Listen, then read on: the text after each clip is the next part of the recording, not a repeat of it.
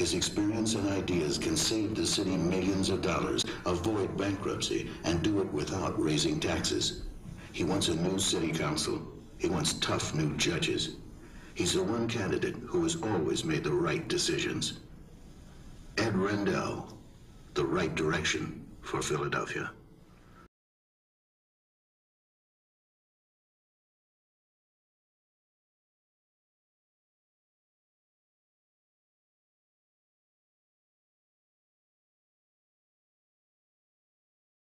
The governor came to us with symptoms that he wanted to know what was going on. And he knew something wasn't quite right, and he wanted to understand better what that was.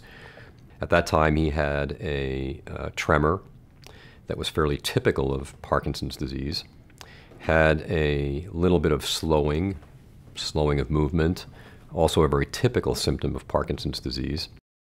I think his expectations were, I have a diagnosis now. What's going to happen in the next few years? Am I going to get worse? Am I not going to be able to do what I've really wanted to do? And I tried to reassure him that, in my opinion, he was going to be able to continue just fine. But I think it wasn't until that actually happened that he felt liberated enough to share his message with the public. Dr. Stern asked me to do this almost at the beginning. He said, you'll be a good symbol for people who with Parkinson's, you're fighting Parkinson's, someone as active and vital as you are. I didn't want to do it then because I wasn't sure that I wasn't perpetuating a myth, that a year or two down the road, I would begin to deteriorate. So now, after 3.5 years, I'm convinced that this has significantly worked to enormously slow the progress of this disease, maybe even stop it.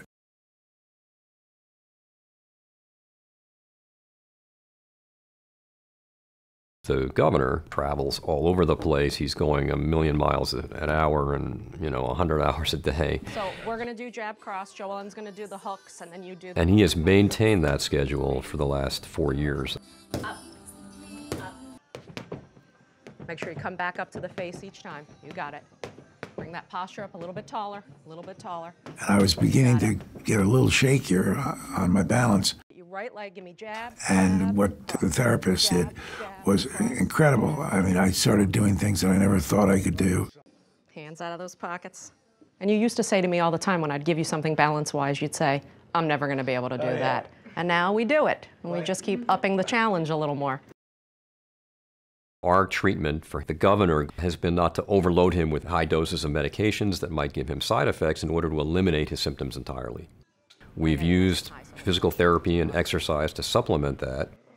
He's intellectually sharp, he is on target, he is active, he is busy, and our mission is to keep him there.